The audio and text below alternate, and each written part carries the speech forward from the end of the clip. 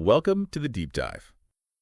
So today, you've brought us this really interesting mix, just snippets of everyday conversations, bits of dialogue from all over. Yeah, exactly. And the idea, our mission, is to dive into these moments that seem pretty ordinary on the surface, but actually find some surprising insights, maybe some relatable stuff hidden in there, like finding patterns in just, daily life. It's pretty amazing how these brief little exchanges can really open a window onto, basic human behavior, how we support each other, how we deal with little day-to-day challenges, that kind of thing. Okay, right. Let's jump in. First off, this moment of encouragement, I think it was during skydiving practice, someone saying, "You've got this. Just stay calm up there and you'll do great." Yeah. Simple, but it felt, quite powerful. Oh, definitely. It really speaks to how important positive reinforcement is, especially when you're facing something, scary. Psychology research shows that kind of verbal boost can actually, lower anxiety. It builds up what they call self-efficacy. Self-efficacy. Yeah, that belief in yourself that you can actually succeed. And stepping back a bit, it reminds you that everyone starts somewhere. Yeah. Even the experts. Right. Like another bit says, remember, even the best speakers were beginners once. That's a great point, the self-efficacy thing. Like, the encouragement is an outside push for that inside belief. And it connects nicely to that other piece about learning English. Every step you take brings you closer to mastering English. Remember, practice is the key to improving. Don't stop now. It's basically the same message, isn't it? Keep going. Exactly. It really highlights deliberate practice, this idea that it's not just about time, but focused effort, repeating things, pushing yourself a bit each time. That's how you learn a skill. Okay, so moving from individual effort to maybe community. We got this warm vibe from a local market scene. A vendor saying, "I love the community spirit. Seeing everyone come together makes it all worth it." Yeah, that's lovely. They even mentioned a harvest festival, games, music, a pie eating contest. It sounds great. Well, what's interesting there, from a sort of sociological view, is how these shared local things build social cohesion, the glue that holds a community together. Right. Events like that festival, they create these informal chances to connect, strengthen ties, build that sense of... And we also saw individual action building that spirit. Someone named Sarah, who is always willing to help others. And she apparently organized a charity event for an animal shelter. That's a perfect example of what we call pro-social behavior, just voluntary actions to help others. Okay. Sarah's efforts, they show how one person, driven by empathy, maybe a sense of responsibility, can make a real difference in their community. Right. Okay, let's switch gears a bit to something maybe less warm and fuzzy: time management. There's this real feeling of pressure in that scenario about prepping a car for an exhibition. Oh, yeah. We're running out of time. Let's make the most of every second. We need to get this car ready for tomorrow morning. This is going to be a long night. You can just feel the clock ticking. That captures it perfectly, doesn't it? The stress of a deadline looming. That kind of language, it just taps into our own experiences with time pressure, that intense focus you get. Sometimes, yeah, at the cost of sleep or whatever else. And then there's the more personal slip-up. Oh. No, I completely forgot. I'll give her a call right after breakfast. James, this is important. Yeah. I know. I'll make it up to her, I promise. I mean, who hasn't had that sinking feeling? So relatable. It really shows, the limits we all have trying to juggle everything, forgetting something, especially something social like a call. It leads to that guilt, right? And the need to sort of fix it to keep the relationship okay. Okay, now for some problem solving. Here's a neat little one. I can use this hand mixer instead of the blender for my sauce. Small thing, but resourceful. Exactly. That's overcoming what psychologists sometimes call functional fixedness. Okay. Seeing an object like a hand mixer for more than just its main job. Finding a workaround with what you've got that's practical intelligence right there. We also saw workplace help. Someone struggling with a broken photocopier. It broke down yesterday, and I could not find what went wrong. And a colleague just says, "Really, I can help you with that." Simple collegiality. Yeah, that simple offer, it really underlines how important social support is at work. Solving problems together, it's not just faster, it builds that, team feeling, camaraderie. And speaking of workplace challenges on a bigger scale, there's that project deadline getting moved up. The client wants it a week early. Tough one. Yeah, the reaction is, "Oh, that's hard, but how can we do that?" I think we need to find a solution together. That together part seems key. Precisely. That's a team approach right from the start. By framing it as how can we do that, they're instantly setting up for a joint effort. Makes finding a solution much more likely. Okay, let's wander into the world of shopping now. We saw a contrast, someone needing clothes, someone needing groceries. Different goals. Right, but they still plan to meet up at the cafe. Even running errands becomes a social thing. It shows how we blend the practical with the social, doesn't it? Even boring tasks can be a chance to connect, keep those social ties strong. Then there's the undeniable pull of a sale. Not really, but I love big sales. I heard there will be a big sale. I'm going to buy some clothes with a good deal. Who can resist? Yeah. Sales tap into a few psychological triggers, right? The feeling of saving money, the excitement of getting something you want for less, Yeah. can definitely lead to impulse buys sometimes, that fear of missing out, FOMO. In the classic scenario, Uh-huh. wanting a specific red coat, but it's gone. The salesperson pushes a similar one, offers a discount. The art of the sale. That shows the sales tactics in action. The salesperson uses scarcity. This coat is new and we only have a few left, and throws in a discount to try and shift the customer's preference away from that red coat. And then a very modern shopping moment. A dirty shirt, a refund request, and Instagram. The owner says, "Ma'am, I saw the photo you posted. Our policy is clear. We can't refund used clothes." Wow. Yeah, that really highlights how social media is getting tangled up in, well, everything. Customer service, proof of use. It shows how transparent things can be, or maybe how the lack of transparency gets called out. Okay, let's shift again into communication and relationships. This is a big area. First, something quite touching. Someone writing a letter to their grandpa far away, saying how much they miss him. That's lovely. In our world of instant messages, taking the time to write a physical letter, it just signifies something deeper, doesn't it? More effort, more thought, strengthens that emotional connection. Definitely. Then we see different tastes. Hobbies, for instance. One person loves video games, another prefers sports and reading, and even says you should do something else rather than only playing games. Yeah, that's a common clash, isn't it? How people choose to spend their free time. And sometimes, judgments creep in about what's a good use of time versus just, well, playing games. Same with music, pop versus jazz and instrumental. Just a simple difference in taste. Exactly. Music taste is so personal. Depends on culture, experiences, emotions. It just shows we can appreciate different things, have our own distinct preferences. We also saw a romantic rejection, but handled quite gently. "Do you want to be my girlfriend?" Forgive me, but I think there are some misunderstandings. I did enjoy being with you, but as a friend. That shows real maturity, I think. Being clear, being honest, but also trying to be kind and respect the other person's feelings. Setting a clear boundary. Then there's that funny story about the loud neighbors. Turns out the husband told them it was okay to be loud because he wanted to listen to their music instead of arguing about his own.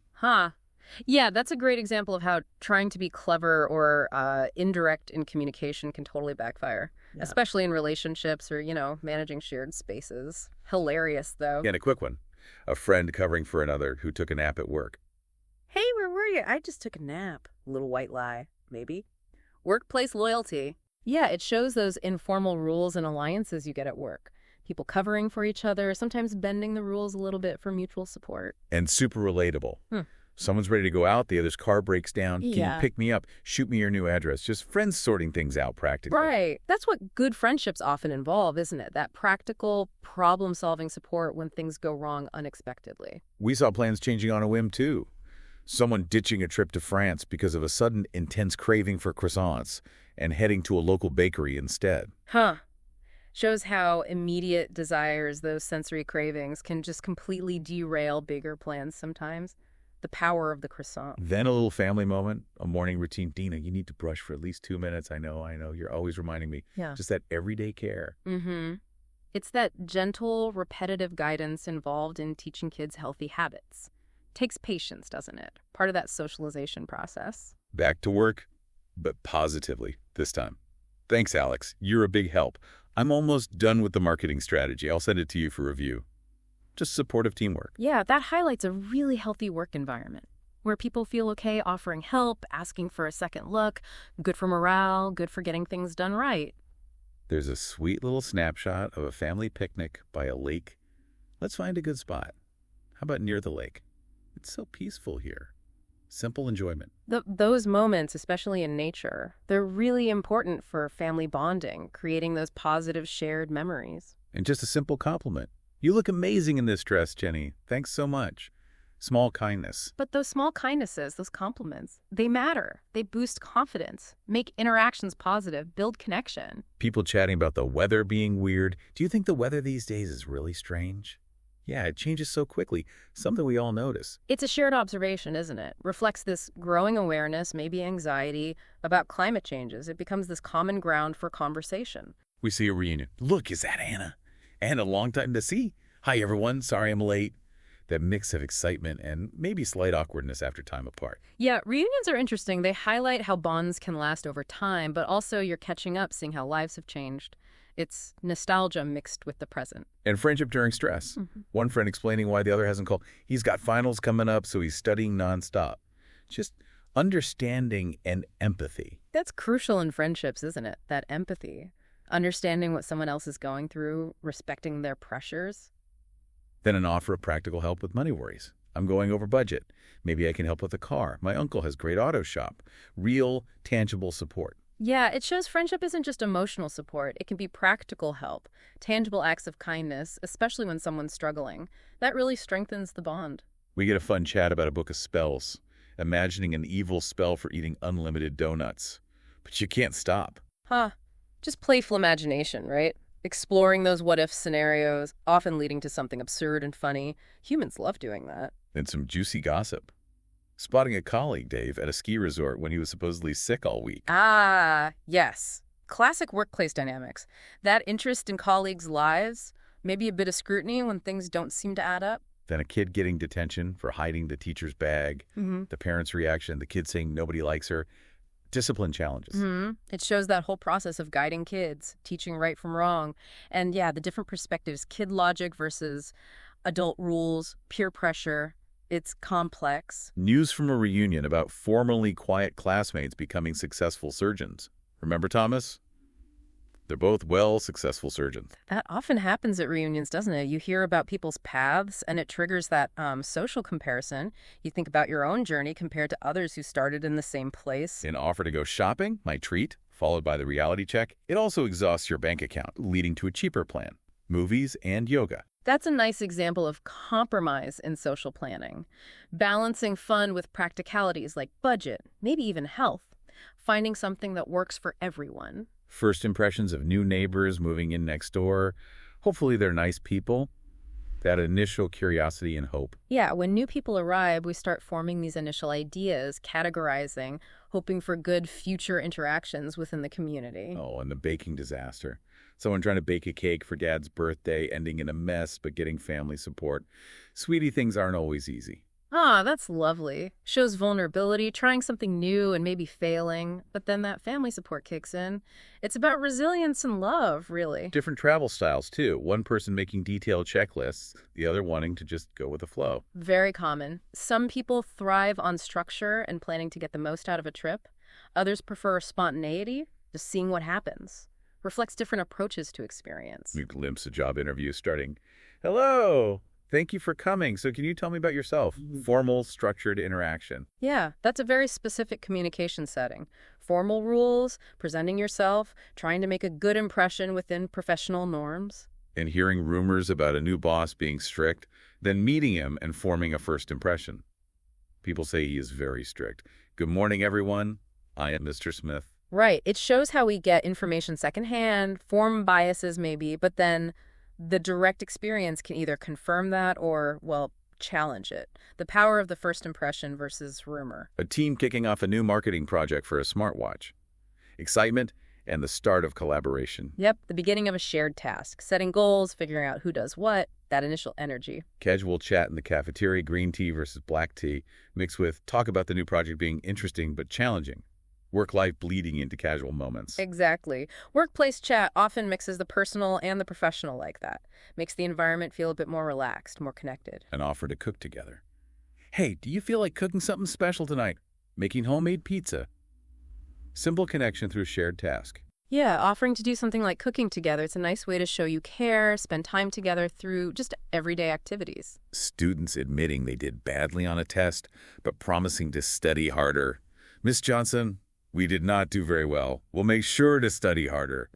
Taking responsibility. That's a really positive sign in learning. owning up to it, seeking help, showing the intention to improve. Good attitude. Another family picnic scene, finding a peaceful spot by the lake, just enjoying being together. Again, those simple shared moments, especially outdoors, they really cement family connections and create good feelings. A parent meeting a teacher about their son calling friends stupid, dealing with behavioral issues. Yeah, that's that crucial partnership between parents and schools. Talking about behavior, helping kids understand social rules and the impact of their words. A friend warning another off a restaurant based on a bad experience. Don't go there. It was terrible. Practical advice sharing. That's word of mouth in action. Our social networks are huge sources of information for navigating everyday choices, like where to eat. A funny story about being totally wiped, brain fried, and accidentally giving a taxi driver a friend's address instead of their own.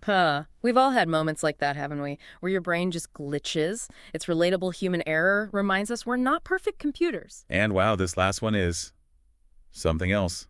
Getting lost hiking, admiring a sunset, getting help from a kind woman. Okay. And then seeing her picture in the paper later. In a death notice from last month, found in her cabin. Whoa, okay, that's unsettling. Yeah, that really throws a curveball into the everyday, doesn't it? That sense of the uncanny, the unexplained, intersecting with a normal hike. Makes you shiver a bit. And one more really shocking piece of news about a seemingly perfect couple getting a divorce because of cheating. Wait, seriously, John cheated on Kim. Oof. Yeah, that kind of news can really shake your perceptions, especially when it involves people you thought you knew or who seem to have it all figured out.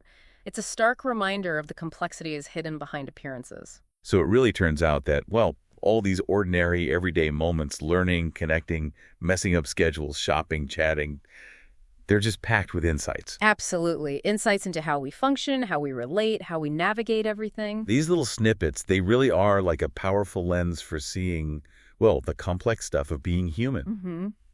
Who knew so many stories could be found just in the fabric of a single day? Makes you wonder, doesn't it? What moments you might be overlooking in your own.